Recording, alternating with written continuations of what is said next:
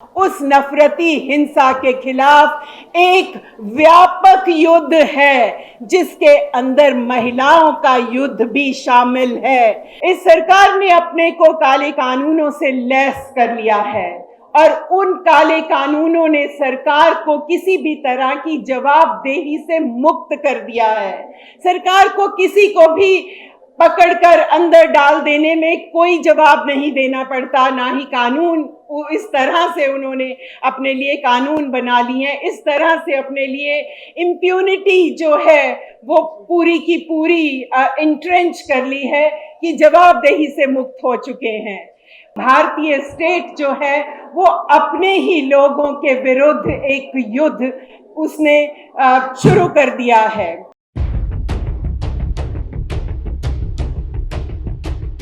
बहुत बहुत शुक्रिया साथियों।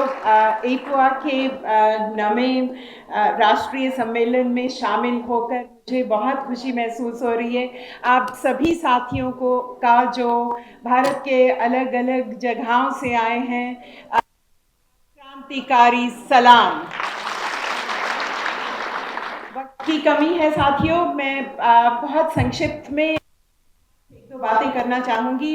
जैसा कि हम सब जानते हैं और अरुंधति ने अपने शुरू के ही वक्तव्य में वो ज़मीन खोली है जिसके ऊपर आज हम खड़े हैं। हम सभी लोग जानते हैं कि आज जिस दौर से हम गुजर रहे हैं वो एक भयानक दौर है। चाहे हम जहाँ से भी शुरू करें, वो जाति और महिलाओं के ऊपर हो रही हिंसा हो या हमारी जो पूरी अदारे हैं, जो हमारा लोकतंत्र है वो खोखला किया जा रहा हो। एक लंबी फहरिस्त है हमारे सामने जो हमारे साथ हमारे लोगों के अधिकारों का, हमारे लोगों की नागरिकता का जिस तरह से हनन हो रहा है। हम ऐसा लगता है कि हम एक युद्ध में हैं और युद्ध की जो ज़मीन है वो नए तौर पे प्रभाषित हो रही है। ये युद्ध किसी सरहद के पार के लोगों के साथ नहीं लड़ा जा रहा। हमारी भारतीय स्टेट जो है वो अपने ही लोगों के विरुद्ध एक युद्ध उसने शुरू कर दिया है। हमारे समाज के एक बहुत बड़ा तबका है जिसे हिंदू समाज के नाम से मोबिलाइज कर दिया गया है और उन्हें संस्थागत और बहुत किस्म के इंस्टीट्यूशनल और एक्स्ट्रा इंस्टीट्यूशनल जो हक हैं वो दे दिए गए हैं कि वो बिना किसी कायदे कानून का, बिना भारत के संविधान में दर्ज धाराओं की परवाह करते हुए किसी को अपना शत्रु माने और उसके अधिकारों का ना कि हनन करे, उन्हें हिंसा से मिटा देने तक जाए। उस हिंदू समाज ने मुसलमान नागरिकों को अपना और इस देश का दुश्मन गर्दान दिया है और फिर इस दुश्मनी के चलते उनके ऊपर बेतहाशा तशद्दुद किया जा रहा है।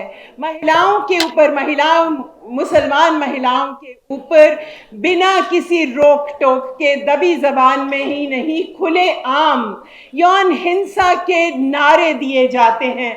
हमने हाल ही में नूह में देखा, उससे पहले भी एक लंबी लिस्ट है जहां जहां खुले आम मुसलमान औरतों के ऊपर हिंसा के आह्वान किए गए और ये आह्वान किसी भी तरह से उन्हें प्रताड़ित नहीं किया जाता, बल्कि दूसरे अपने जो नए मिले हुए हकों को लेकर वो दूसरे जो समुदाय के लोग हैं उन्हें किसी भी तरह से सामूहिक सजा देने के लिए हमेशा तैयार हैं, जिसमें स्टेट भी उनके साथ जुड़ती है। और हमने देखा है कि किस तरह से बुलडोजर चलाकर मुसलमान लोगों के रोजगार तबाह किए गए हैं, उनके घर बाहर तबाह किए गए हैं और उन्हें मुसलमान होने की सामूहिक सजा दी गई है। इस सरकार ने अपने को काले कानूनों से लैस कर लिया है और उन काले कानूनों ने सरकार को किसी भी तरह की जवाबदेही से मुक्त कर दिया है। सरकार को किसी को भी पकड़कर अंदर डाल देने में कोई जवाब नहीं देना पड़ता, ना ही कानून इस तरह से उन्होंने अपने लिए कानून बना लिए हैं, इस तरह से अपने लिए इम्प्यूनिटी जो है वो पूरी की पूरी इंट्रेंच कर ली है कि जवाबदेही से मुक्त हो चुके हैं। और हमारे देश के सबसे प्रसिद्ध सम्माननीय जो कवि, मानव अधिकारों के एक्टिविस्ट, बहुत ही जाने माने वकील और अन्य कार्यकर्ताओं को, जो कि अपनी जिंदगियों से भारत के लोगों की जिंदगियों को खूबसूरत बनाने में अपनी आवाज लगा रहे थे, उन्हें पकड़ के जेलों में बंद किया हुआ है। हम जानते हैं कि भीमा कोरेगांव की साजिश, तथाकथित साजिश के नाम पर हमारे देश के बुद्धिजीवियों को किस तरह पिछले 5 साल से जेलों में बंद किया गया है, और उनमें महिलाएं भी शामिल हैं। महिलाएं हमेशा से कंधा जोड़कर इस हिंदुस्तान की जो भी लहरें उठी हैं, जिस तरह से भी आवाजें उठी हैं प्रतिरोध की, महिलाएं उसके साथ हमेशा खड़ी हुई हैं। और आज भी जेलों में बंद, चाहे वो दिल्ली के कोट अनकोट दंगे हों, या भीमा कोरेगांव हो, या पत्रकार महिलाएं हों, कश्मीर की महिलाएं हों, वो आज भी जेलों के अंदर बंद हैं। लिस्ट बहुत लंबी है और मैं बहुत कुछ और गिना सकती हूं कि आज इस दौर में हमारे साथ किस तरह का अटैक हो रहा है।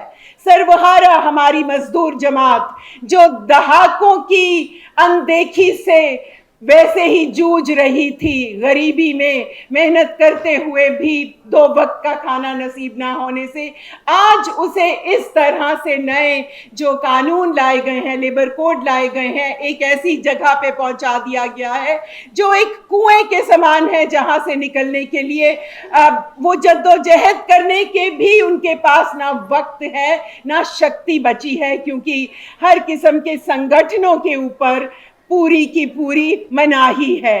आज इकट्ठे होने को भी क्रिमिनलाइज किया जा रहा है। इसलिए मैं समझती हूं कि आज का ये सम्मेलन बहुत ही महत्वपूर्ण सम्मेलन है, जहां हमें ये मौका मिला है कि हम इतनी गिनती में भारतवर्ष से जगह जगह से आकर एक जगह बैठ सकें और अपने सिर जोड़कर ये सोचने की कोशिश करें कि आज जो स्थिति हमारे सामने है, हम इसे कैसे समझें और किस तरह से इसमें इंटरवीन करने की स्ट्रैटेजी एक नारीवादी पक्ष से, एक नारीवादी जमीन से क्या निकालें और किस तरह से हम आगे बढ़ें। चुनाव हमारे सामने हैं, हमने बहुत सारे आह्वान शुरू में ही स्टेज से सुने। हमें अपनी शक्ति इस तरह से बढ़ानी है कि हम इफेक्टिवली उसके अंदर जा सके। पर आज महिलाएं जो वो किस तरह से यहाँ पर इंटरवीन कर सकती हैं। जो हम मिल रहे हैं, हम एक भारत में हुए 2 ऐतिहासिक आंदोलनों की पृष्ठभूमि में मिल रहे हैं, और मैं 2 छोटी बातें कहकर अपना वक्तव्य समाप्त करूंगी कि जो 2 हमारे सामने आंदोलन हुए, पहला नागरिकता कानून में जो संशोधन है जो एकदम डिस्क्रिमिनेटरी था, उसके खिलाफ जो आंदोलन हुआ, और दूसरा किसान आंदोलन। नागरिकता संशोधन एक्ट के खिलाफ के आंदोलन ने नागरिकता के सवाल को हमारी औरतों की एक नारीवादी समझ से पूरी तरह से उसकी तहें खोली। एनआरसी से शुरू, असम से शुरू हुआ, जब ये सिटीजनशिप का काम चला, तो महिलाओं ने ये महसूस किया कि ना तो उनके पास कोई लीगेसी डॉक्यूमेंट्स हैं और ना ही उनके पास किसी तरह की अपनी वंश या अपनी जो इनहेरिटेंस है दिखाने का कोई भी कागज है। महिलाओं के पास जमीनें नहीं हैं, महिलाओं का जमीन के साथ संबंध केवल उनके हाथों की मेहनत है। वो मेहनत करती हैं जमीन के ऊपर और धान उगाती हैं, उनके पास कागज नहीं है, और उन कागज ना होने की वजह से उन्हें किन किन लिस्टों में डाला गया और हमेशा के लिए उनके ऊपर तलवार लटकाई गई कि उन्हें डिटेंशन सेंटर में भेज दिया जाएगा, और भेजी भी गई। उसके बाद महिलाओं की पहचान, जो एक बेटी से शादी के बाद पत्नी बनती हैं, वो कौन सी क्लेम करें कि किस धारा से वो आ रही हैं, उनके पास पहचान पत्र नहीं है। उन्होंने ये जो सामने महिलाओं की जो त्रासदी उस दौरान हमारे सामने आई, जब सीए पास हुआ तो एक जैसे ज्वाला फूट गई महिलाओं के पीछे। वो सारा एनआरसी आसाम का एक्सपीरियंस था, उन्हें पता था कि ये जो काला एक कानून जो संशोधन हुआ है, ये कहाँ लेके जा रहा है। ये खाली मुसलमान, और ये मुसलमान लोगों को भारत की नागरिकता से वंचित करने जा रहा है। उस आंदोलन की जो पहल है, उस आंदोलन की लीडरशिप है, वो महिलाओं ने दी, ये जानते हुए कि ये मुसलमान समुदाय के ऊपर एक प्रहार है। उन्होंने उस प्रहार को महिलाओं की दृष्टि से भी खोला और इसीलिए कहा हम कागज नहीं दिखाएंगे और हम एक हैं। हमने उस आंदोलन के दौरान ये सीखा कि वो समूह, मुसलमान समूह, या असम का बंगाली पृष्ठभूमि का असमी नागरिक है, जिस तरह से उसको उसके नागरिकता के अधिकारों से पूरे समूह को ही वंचित किया जा रहा है, उस वंचित समूह की औरतें किस तरह से दोहरी डिस्क्रिमिनेशन का शिकार हैं। भारत को औरतों ने अपनी से नागरिकता की ये परतें खोल कर दिखा दी। हमें बहुत ज्यादा मान है उन औरतों का जिन्होंने हमारी विचार और हमारा आगे का काम कैसा हो उसको आगे बढ़ाया। उसी तरह से किसान औरतों ने जो दिल्ली की सरहदों पर आकर जब अपनी बसंती और हरी दुपट्टों से सशक्त प्रेजेंस दिखा दी, तो खेती संकट जिसको लेकर किसान दिल्ली आए थे, उसका एक नया आयाम लोगों के सामने रखा। खेती संकट महिलाएं कैसे देखती हैं, महिलाओं ने हिंदुस्तान को दिखा दिया। उन्होंने 17 जनवरी को और उसके बाद 8 मार्च को जो लाखों की गिनती में महिला दिवस सरहदों पे मनाया गया, उसमें महिलाओं ने जैसे बताया कि उनका इस खेती संकट में कैसे वो जुड़ी हुई हैं। खुदकुशी पीड़ित परिवार की महिलाओं ने आके बताया कि पुरुष खुदकुशी करके जो धागे बीच में तोड़ के चले जाते हैं, महिलाएं अपनी मेहनत से कैसे उन्हें बटोर के जोड़ने की कोशिश करती हैं। वो कॉम्पनसेशन की लड़ाई लड़ती हैं, वो गिरवी रखी जमीनों को उठाने की कोशिश करती हैं। महिलाएं हैं जो बच्चों का पोषण करती हैं, यौन शिक्षा से लड़ती हैं। खेती संकट जो सिर्फ जाना जाता है कि पुरुषों की खुदकुशियों से, महिलाओं ने अपनी स्थिति से उस खेती संकट को सामने दिखा दिया। जो मजदूर लैंडलेस भूमिहीन महिलाएं हैं, उन्होंने अपनी जमीन से बताया कि कैसे खाली जमीन वाले किसान ही खुदकुशी नहीं कर रहे, खुदकुशियां मजदूर भी कर रहे हैं और उतने ही प्रपोर्शन में कर रहे हैं, और उनके लिए तो कॉम्पनसेशन भी नहीं है क्योंकि वो दिखा ही नहीं पाते कि उनकी जो खुदकुशी है वो कर्जा, जमीन खेती का कर्जा लेने से हुई। ये सारी चीजें हमारे सामने आई और एक जो ये आंदोलन था, जो लहरें बन के हिंदुस्तान की सरजमीन के ऊपर भर गया, उसने हमें होप दी, उसने हमें नई आशा दी, नई ऊर्जा दी, अपनी ऊपर हो रहे उत्पीड़न को समझने के इंटेलेक्चुअल टूल दिए, बौद्धिक संद दिए कि हम समझ सकें कि हिंदुस्तान के अंदर जो उत्पीड़ित लोगों के साथ हो रहा है उसकी तहें कितनी हैं। 2 चीजें सामने निकल के आई जो आज हमारे लिए बहुत जरूरी हैं, जो 2 इसके अंदर से हमने सीखा इन दोनों आंदोलनों से।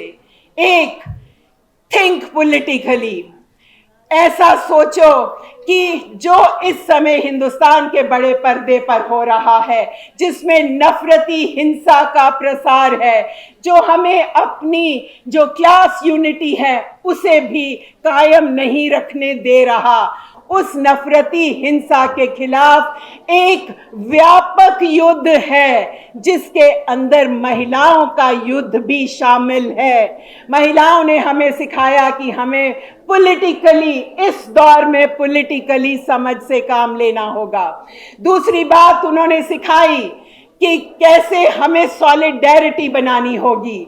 सॉलिडेरिटी हम जानते हैं कि ये स्टेट सेक्शन बाय सेक्शन हर वर्ग को अलग अलग जगह पे लताड़ रही है, मार रही है, और हर वर्ग छोटी छोटी जगह के ऊपर अपनी अलग अलग लड़ाइयां अपने ही साइलोस में लड़ने के लिए मजबूर है। महिलाओं ने जब स्टेज लगाई 8 मार्च की, जब स्टेज लगी जनवरी की किसान आंदोलन में, या शाहीन बाग में महिलाएं बैठी, तो सबको जोड़ने का जो काम किया, जो सॉलिडेरिटी बनाई कि हमारे पास, हम निहत्थे लोगों के पास एक और एक ही तरीका है एक ऑपोजिशन खड़ा करने का, और वो है हम सबकी एकता। और उस एकता को बनाए रखने में ही हमारी मुक्ति का रास्ता जुड़ा हुआ है, जिसके अंदर पूरी जो व्यापक लड़ाइयां हैं वो चलेंगी।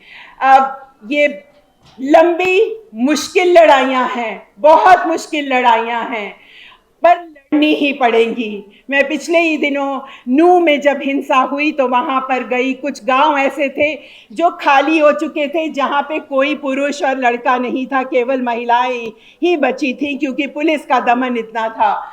तो उन्होंने हमसे कहा, हम तो पुलिस सिरात से गुजर रहे हैं। आप जानती हैं ना पुलिस सिरात क्या होता है, जो एक बाल से महीन और आग से ज्यादा तपता हुआ, तलवार से ज्यादा तेज, हम उस पुल से रोजाना निकल रहे हैं हिंदुस्तान के मुस्लिम, और शायद हम पार भी नहीं जाएंगे। पर हम जानते हैं, हमारी एकता, सब साथियों से अपील है कि हम अपनी एकता बनाएं, सभ्याचारक एकता। अरुंधति ने कहा कि वो सब कुछ एक भाषा, एक कल्चर, एक में सबको बदल देना चाहते हैं।